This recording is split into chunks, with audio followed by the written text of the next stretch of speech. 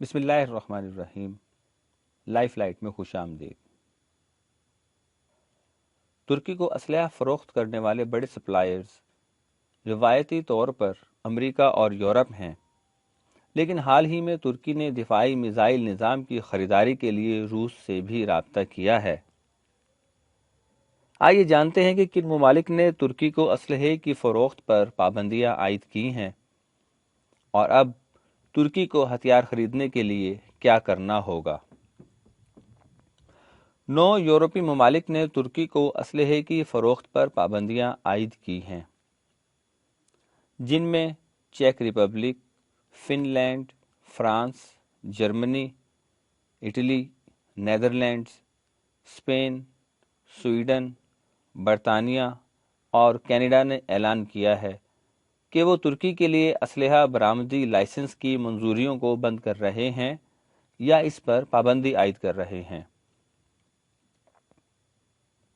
برطانیہ کے وزیر خارجہ کا کہنا ہے کہ ان کا ملک ترکی کو اسلحے کی فروخت جاری رکھے گا، مگر اسلحہ برآمد کرنے کے نئے لائسنس جاری نہیں کیے جائیں گے، کیونکہ نیا خریدا جانے والا اسلحہ شام میں جاری فوجی کارروائیوں میں استعمال ہو سکتا ہے۔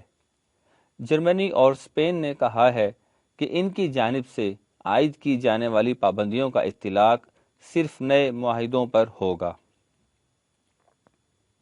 یورپی یونین نے وسیع پیمانے پر اسلحے کی باضابطہ پابندی کی توثیق نہیں کی ہے، اگرچہ یورپی یونین کے وزرائے خارجہ اس بات پر متفق تھے کہ وہ ترکی کو اسلحہ برآمد کرنے کی پالیسی کے حوالے سے سخت موقف اپنائیں گے۔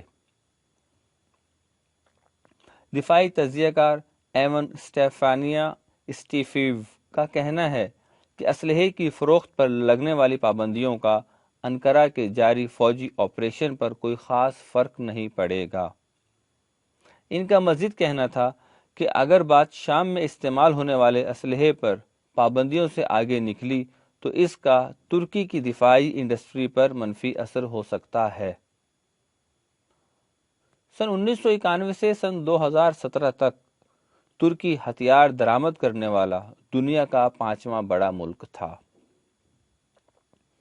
اپنی دفاعی اور سیکیورٹی ضروریات پوری کرنے کے لیے ترکی نیٹو میں موجود اپنے اتحادیوں جیسے کہ امریکہ اور یورپ پر انحصار کرتا ہے۔ امریکہ ترکی کو اسلحہ برآمد کرنے والا سب سے بڑا ملک ہے، اور ترکی نے سن 2014 سے سن 2018 کے درمیان برآمد کیے گئے تمام اسلحے کا 60% امریکہ سے خریدا تھا۔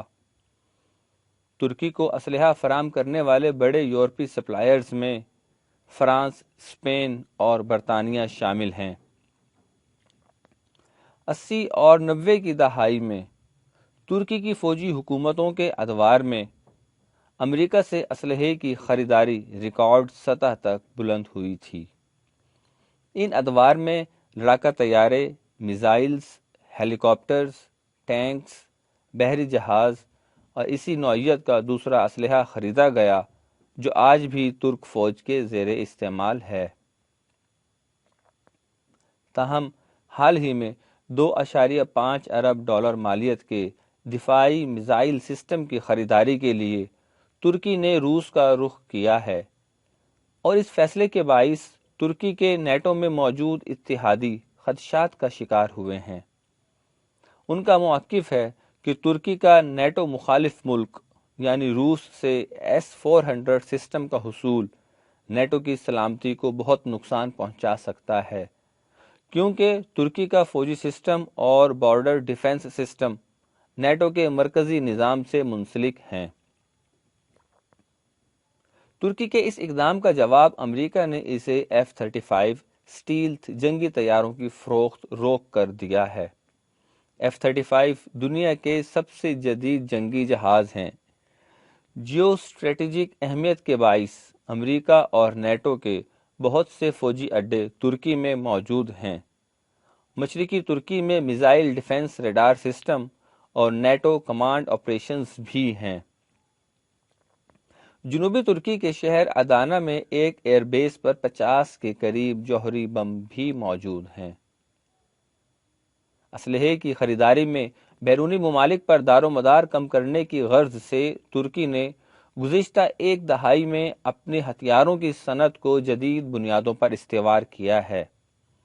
ترکی کے وزیر خارجہ نے حال ہی میں کہا ہے کہ ترکی اپنی فوجی ضرورت کا 70% تک اسلحہ خود تیار کرتا ہے، جبکہ ترکی میں بنے اسلحے کو دیگر ممالک کو برآمد بھی کرتا ہے۔